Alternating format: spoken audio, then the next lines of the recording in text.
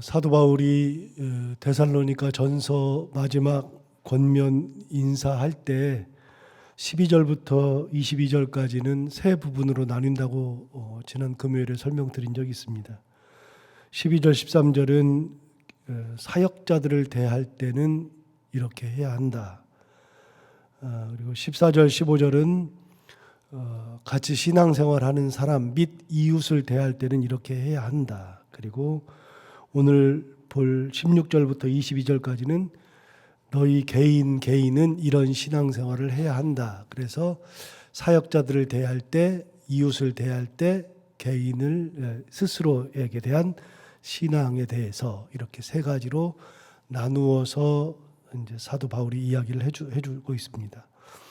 이제 앞부분은 다 했으니까요. 오늘은 16절부터 개인이 신앙생활 할 때는 어떻게 해야 하는 것이냐 그 얘기를 하는 시간입니다. 자, 16절부터 18절은 우리가 너무나도 잘 아는 말씀입니다. 항상 기뻐하라, 쉬지 말고 기도하라, 범사에 감사하라. 여기까지는 다 알고요. 뒤에도 외우는 사람이 있긴 한데 거기까지만 되게 기억합니다. 항상 기뻐하라, 쉬지 말고 기도하라, 범사에 감사하라. 그런데 왜 그러느냐 하는 거는 이제 18절 하반절에 나오니까요. 좀 더 설명하기로 하고, 기본적으로 신앙생활 할 때 우리에게 원하시는 것은 항상 기뻐하고 쉬지 말고 기도하고 범사에 감사하는 겁니다. 자, 그럼 항상 기뻐한다는 것은 뭐냐? 여러분, 항상 기뻐하라 그거는 이런 겁니다. 여러분 뭐 하는데 좋은 일이 생겼어요. 기쁜 일이 막 생겼어요. 그때 기뻐하는 거는 당연한 거죠. 기쁜 일이 생겼을 때 기뻐하는 거는 뭐 그 누구나 다 하는 거고 당연한 겁니다. 그런데 항상 기뻐하라는 것은 기쁠 때 기뻐하는 것 거기에다가 더해서 다른 때에도 기뻐하라는 겁니다. 굉장히 의지적인 측면을 많이 강조하거든요. 여러분, 이거는 빌립보서에서도 똑같이 얘기를 하는데요. 기뻐할 수 있는 근거를 사도 바울이 이미 이야기한 적이 있습니다. 자, 빌립보서는 데살로니가전서 앞에 빌레몬서, 그리고 그 앞에가 빌립보서니까요. 자, 빌립보서 4장으로 넘어가 볼까요? 322페이지.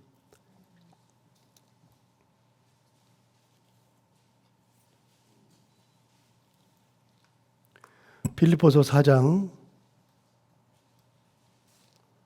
10절부터 쭉 보시면, 내가 주 안에서 크게 기뻐함은 너희가 나를 생각하던 것이 이제 다시 싹이 나미니 너희가 또한 이를 위하여 생각은 하였으나 기회가 없었느니라. 그러면서 이제 이야기하는 게 나옵니다. 사도 바울의 유명한 이야기가 나오는데요. 가장 잘 아는 4장 13절 이야기가 나오죠. 그런데 13절을 이야기하기 전에 항상 11절, 12절이 있어야만 13절이 있다는 것을 기억해야 합니다. 자, 11절 보시면 이렇게 얘기합니다. 나는 궁핍함으로 말하는 것이 아니니라. 어떠한 형편이든지 나는 자족하기를 배웠다. 그랬습니다. 사도 바울이 궁핍함으로 말하는 것이 아니랍니다. 그 말은 무슨 말이냐면 궁핍하다 그 뜻입니다. 예를 들어서 이거라 그랬습니다. 내가 신창교회 다녀서 하는 얘기는 아닌데, 그 말은 뭐예요? 신창교회 다닌다는 겁니다.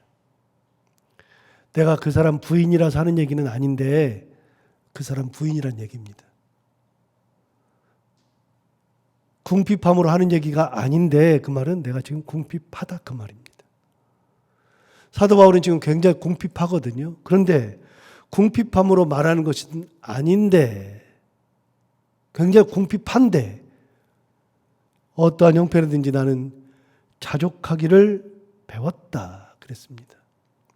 궁핍해도 나는 자족하는 그것을 배웠다 그 말입니다.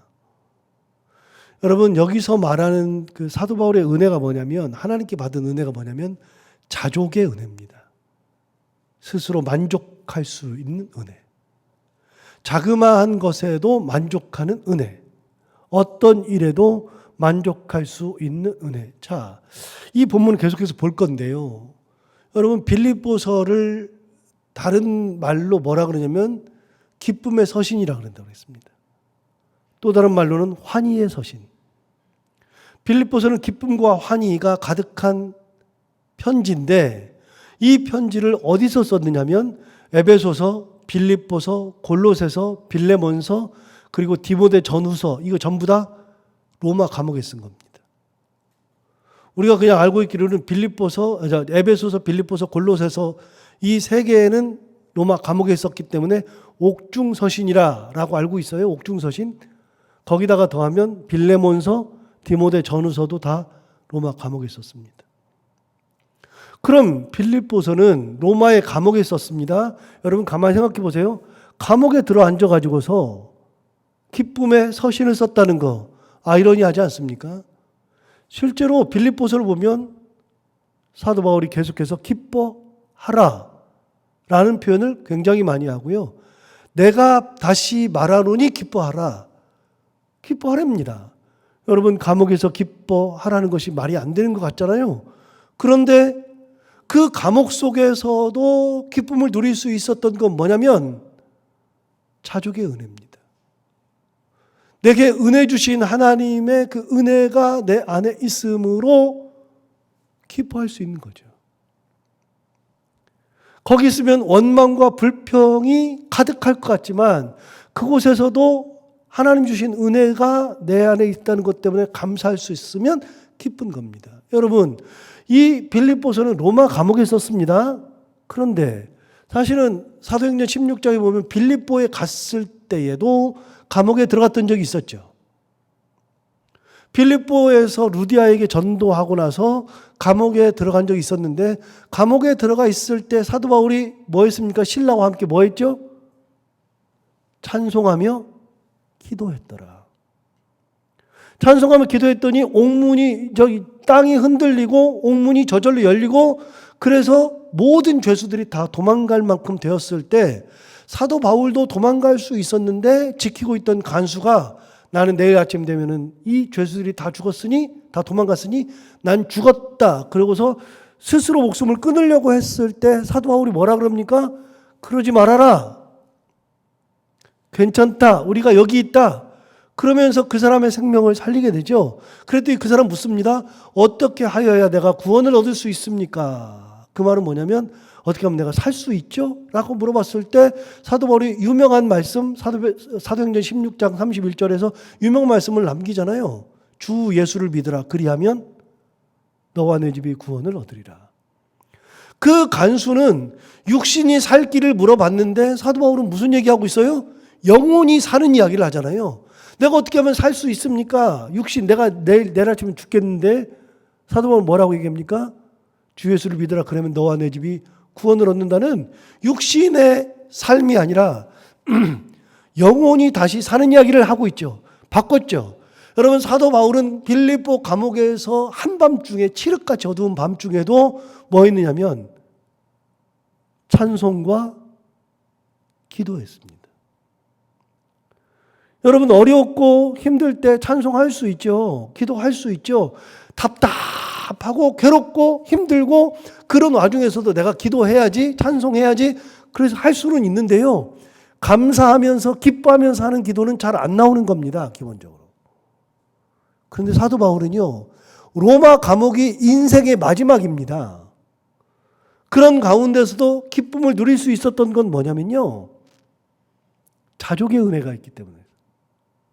아까 봤던 빌립보 4장 11절 다시 보시면 내가 궁핍함으로 말하는 것이 아니니라 어떠한 형편이든지 나는 자족하기를 배웠노니 그러면서 12절 얘기합니다.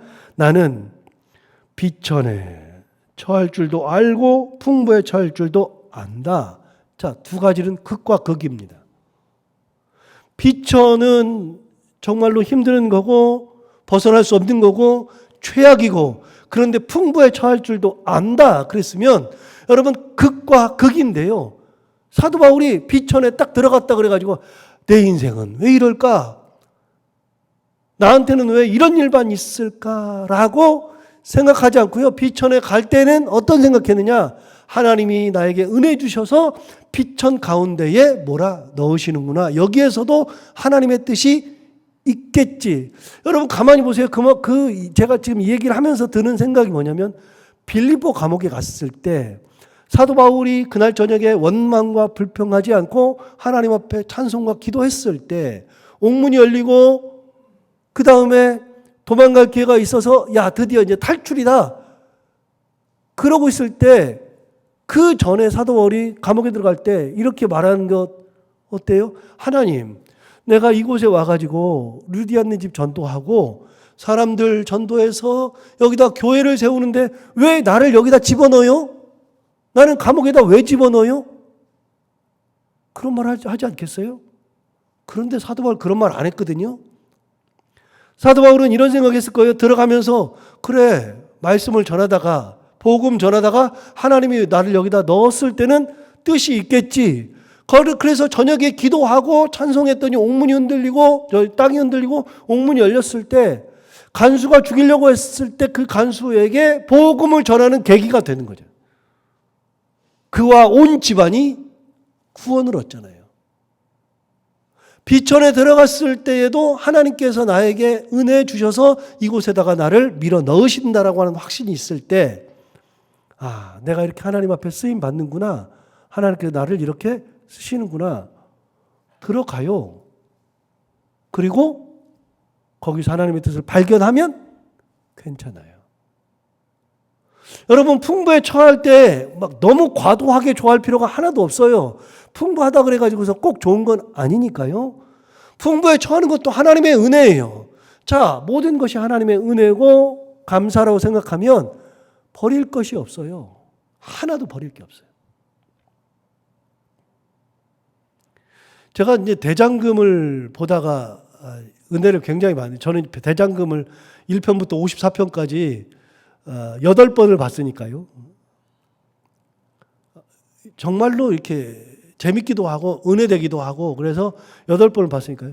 대장금을 보는데 이제 장금이가 수락관에서 음식 만들다가 이제 모함으로 쫓겨나가지고 제주도 가가지고 거기서 스승을 만나가지고 의술을 배운 다음에 그 의술로 이제 공중에 다시 들어오죠. 내의원에 의녀로 들어오잖아요. 내의녀로. 의녀로 들어와서 하는데 의녀 취재 시험에 합격을 해요. 합격을 하고서 6개월 동안 이제 훈련을 받아요. 훈련을 받는데 거기서 장금이가 중요한 걸 하나 배우잖아요. 저도 중요한 걸 하나 배웠어요. 그때 뭐라 그러냐면 이렇게 해요. 선생님이 자, 몸에 좋은 약재, 나쁜 약재. 써서 좋은 약재와 절대로 쓰지 않아야 되는 약재를 구분해서 써라. 그래서 이제 시제를 내니까 거기에 대한 답을 내요. 답을 내가지고서 장금이가 얼마나 머리 똑똑해요. 그러니까 몸에 써서는 안 되는 약재를 쭉 써요. 이런 건 써서 안 되고 이거 써서 안 되고 쭉 써서 냈어요. 빵점 맞았어요. 선생님이 뭐라 그러냐면 이렇게 얘기한 거예요. 네가 말하는 것은 말이 안 된다. 왜 그러냐면 세상에 몸에 좋지 않은 약재는 없다. 많이 쓰니까 문제가 되는 거지. 조금의 양은 몸에 좋은 거다. 비상약이라 할지라도 조금이라도 쓰면 그것이 몸을 오히려 좋게 만들 수 있다. 그래서 양의 조절을 잘해줘야 되고, 그래서 그걸 썼을 때 꼭 나쁜 게 아니라 상황에 따라서 쓰는 거다. 여러분 나쁜 게 어디가 있어요? 마약 나쁜 거죠. 여러분 마약 큰일 나죠. 마약 나쁜 건데 병원에서는 쓰거든요. 여러분 진통제가 마약 성분이에요. 우리 전부 다. 마약 맞는 거라고요. 그래서 진통제를 세게 맞는 거는요. 마약을 세게 맞는 겁니다. 원래 그거 쓰면 안 되잖아요. 중독되기도 하고. 그런데 마약을 써야 할 때가 있습니다. 여러분 비천에 들어가면 이게 나쁜 거라고요? 천한 것이 꼭 나쁜 거라고요? 하나님께서 거기서 어떻게 역사하실지 모르고 하나님께서 그곳에서 역사하셨을 때 어떤 은혜가 있을지 모르고 여러분 고생이 꼭 나쁜 거라고요? 고난이 꼭 나쁜 거라고요? 아니요. 고생과 고난도 하나님께서 은혜 주시는 겁니다. 저는요 몸이 안 좋아요. 원래가 엄마한테 물려받은 심장이 너무 안 좋기 때문에 심장에 병이 있잖아요. 그래서 저는 죽을 때까지 심장을 잘 돌봐야 돼요. 그러니까 심장이 이게 안 좋다는 생각을 항상 하니까 심장 때문에라도 조심하는 것들이 있어요. 여러분, 심장이 나쁘면 무조건 안 좋아요? 아니요. 심장이 좋을 때는 딴짓하다가 잘못될 수 있어요. 그런데 여러분, 그런 거 있죠. 골골 100년 산다고. 골골 90년. 자꾸 병원도 다니고 몸도 관리하면은 괜찮은 거예요. 꼭 아픈 것이 나쁜 것도 아니에요. 사도 바울이 얘기했어요. 나는 비천에 처할 줄도 알고 풍부에 처할 줄도 안다. 12절 다시 봐요. 나는 비천에 처할 줄도 알고 풍부에 처할 줄도 알아. 모든 일 곧 배부름과 배고픔과 극과 극이죠. 풍부와 궁핍, 극과 극이죠. 풍부와 궁핍에도 처할 줄 아는 일체의 비결을 배웠노라. 그러니까 기뻐하는 거예요. 감옥 속에서. 그래서 13절이 나오는 겁니다. 13절에 뭐라 그러냐면 내게 능력 주시는 자 안에서 내가 모든 것을 할 수 있느니라.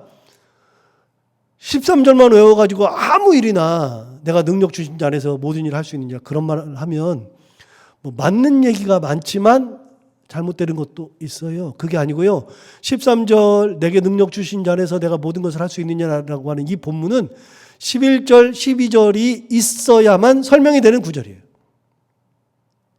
이래야 기쁨이 찾아오는 거예요. 사도 바울이 기쁨의 근거를 얘기했어요. 기쁨의 근거는 뭐라고요? 자족의 은혜. 하나님께서 내게 언제나 함께 하시고 나를 이끄시고 내가 어느 곳에 있든지 나를 붙들어 주시고 인도하시는 그런 믿음이 있을 때 가능한 거예요. 그래서 항상 기뻐하라 그 말은 뭐냐면 언제든지 하나님께서 너와 함께 하시니 하나님께서 내 삶을 인도하시니 하나님과 나와 동행하시니 가장 좋은 길로 이끌어 주시니 라고 하는 확신이 있을 때 기뻐하는 겁니다. 항상 기뻐. 자, 본문으로 돌아와서 여러분, 제가 이제 이 얘기는 한두 번 드렸는데요. 옛날에 텔레비전 프로 중에서 이제 다 돌아가셨는데 배삼룡, 이기동, 뭐 곽규석 이런 분들이 나와서 했던 프로그램이 뭐죠? 유명한 프로그램. 웃으면 복이 와요.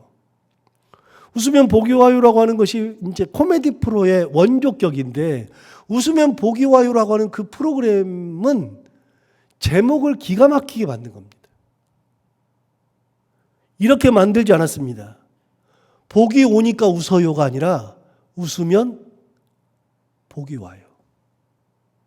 여러분, 기뻐하는 일이 있어서 기쁠 일이 있어서 웃는 게 아니라 하나님의 은혜 가운데 웃고 있으면 기쁨이 찾아오고 복이 찾아오는 겁니다.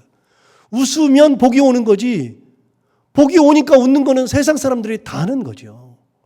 저는 그래서 프로그램 제목 중에서 가장 잘 지은 제목이 웃으면 복이 와요라는 제목입니다. 기가 막힌 이야기를 하는 거죠. 여러분, 하나님을 바라보고 있을 때 자족의 은혜를 가지고 있을 때 그때 항상 기뻐하는 겁니다. 두 번째, 쉬지 말고 기도하라 그랬습니다. 여러분, 쉬지 말고 기도하라는 것은요, 여러분 어느 순간에든지 하나님 붙들고 살아라 그 말입니다. 그런데 우리가 생각하는 것처럼 세상 일이 다 잘 되지 않아요. 여러분, 생각하는 대로 세상 일이 잘 술술 풀려요? 그리고 뭐 건강은 내가 원하는 대로 막 다 건강해요? 그거 지금 어려운 얘기입니다. 어려운 얘기. 그런데 하나님이 계심으로 어려운 일이 있을 때 우리는 절대로 망하는 일이 없습니다. 세상에 예수 믿는 사람들이 망하는 일이 없습니다. 하나님이 함께 계시니까요. 하나님이 죽지 않으니까요. 여러분, 상황이 아무리 어려워도요, 그 상황 위에 계시는 분은 하나님이시고요. 인도하시는 분도 하나님이에요. 느헤미야가 성벽이 무너졌다라는 소식을 들었을 때에 자기 동생하고 뭐 다른 친구들한테 예루살렘 갔다 온 사람한테 야, 예루살렘 어떻더냐 그랬더니 예루살렘에 옛날에 스룹바벨이 가서 성전은 지었는데, 그런데 성벽이 다 무너져가지고 이게 성전만 덜렁은 있지 완전히 황폐된 데다가 사람 살 때도 못 됩니다. 100년 넘게 무너져가지고 이게 예루살렘이 아닙니다. 그 말 들으니까 느헤미야가 너무나도 힘들었잖아요. 느헤미야 1장 얘기입니다. 느헤미야 어떻게 했습니까?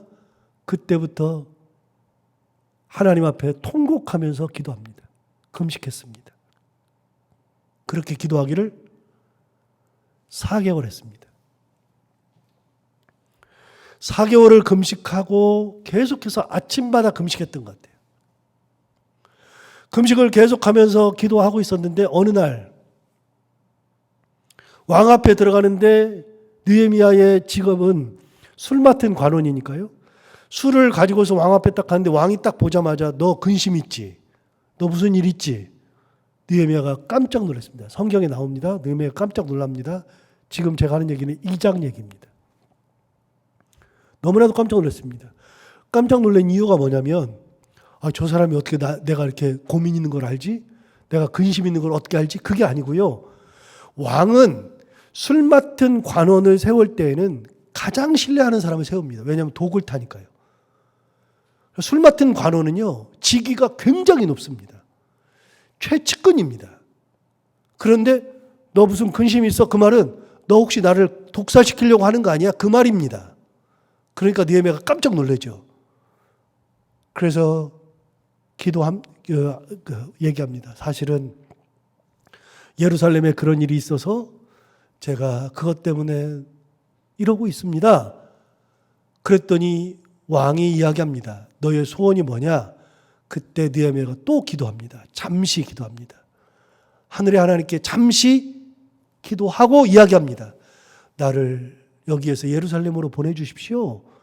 그랬더니 왕이 느헤미야를 보내는 장면이 느헤미야 1장 2장에 쭉 나옵니다.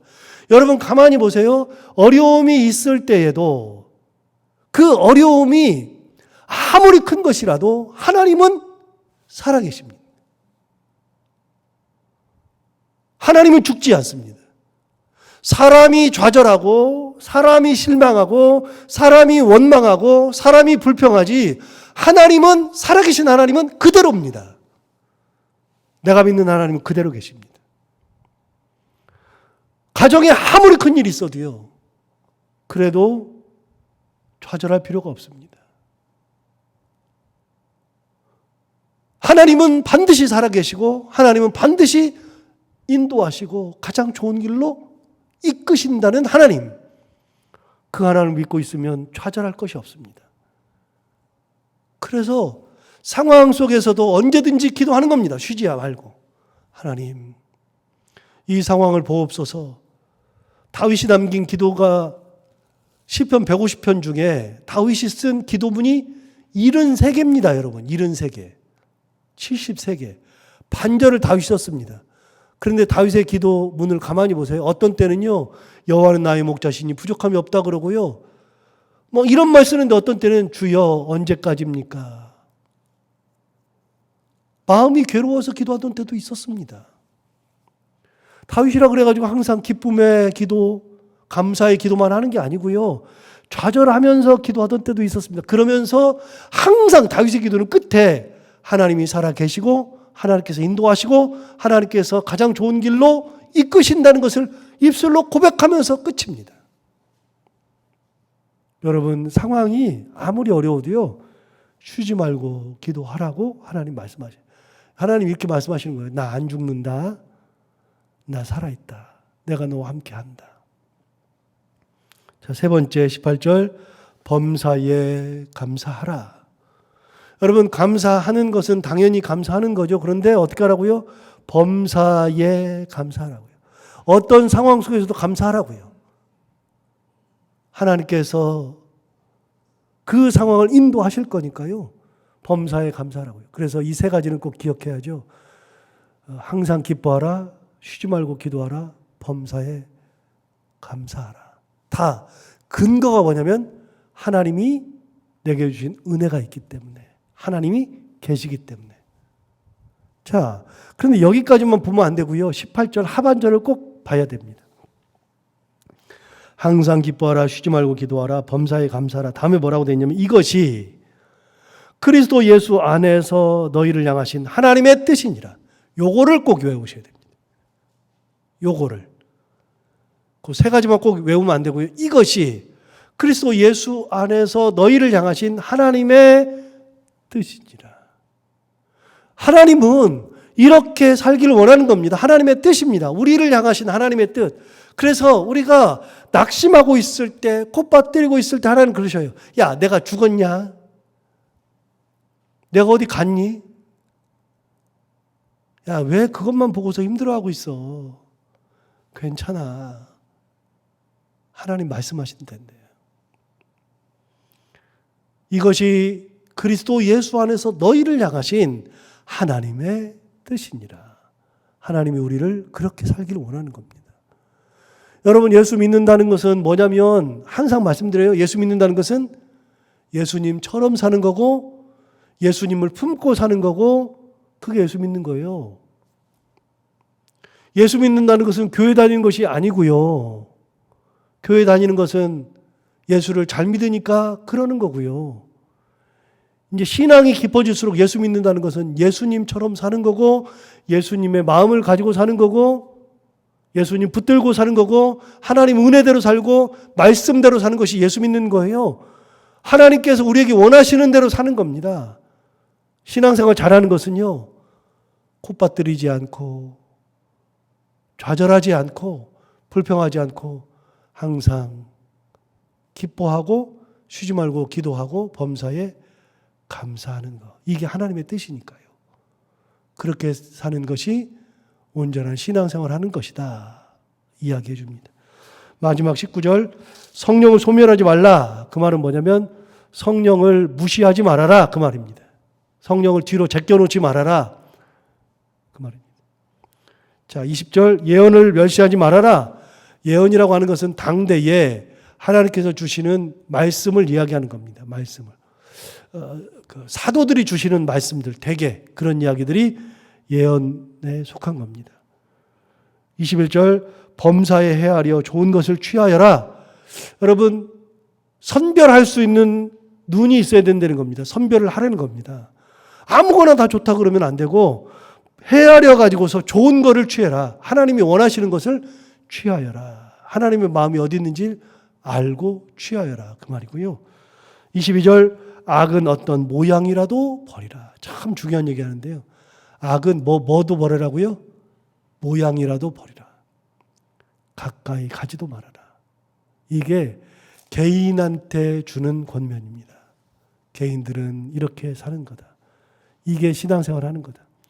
여러분, 우리가 다 하나님의 은혜 가운데 사는 사람들인데 사도 바울이 말한 것처럼 자족의 은혜 가운데 항상 기뻐하고 하나님 살아계심으로 쉬지 않고 기도하고 어떤 상황이 되어도 감사하며 그렇게 하나님께서 우리에게 향하신 그 뜻대로 살아가는 온전한 그리스도인의 삶을 살아가는 저희들이 다 되기를 바랍니다. 기도하겠습니다. 하나님 아버지 감사합니다. 오늘도 귀한 말씀으로 하루를 깨우쳐 주시고 일주일의 하루를 시작하게 해주셔서 감사합니다. 하나님 아버지 오늘 주신 말씀을 기억합니다. 항상 기뻐하라, 쉬지 말고 기도하라, 범사에 감사하라. 이것이 그리스도 예수 안에서 너희를 향하신 하나님의 뜻이니라.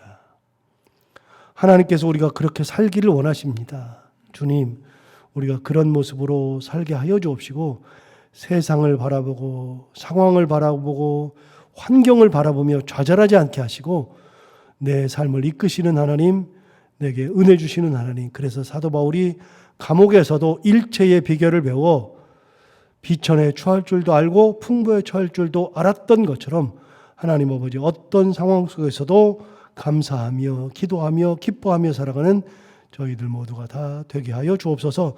오늘도 하루를 살아갈 때 이 말씀을 기억하며 살게 하여 주옵시고 해야 되는 것들을 기쁨으로 잘 감당하고 만나는 분들과 함께 웃고 행복한 하루가 되게 하여 주옵소서. 예수님 이름으로 기도하옵나이다.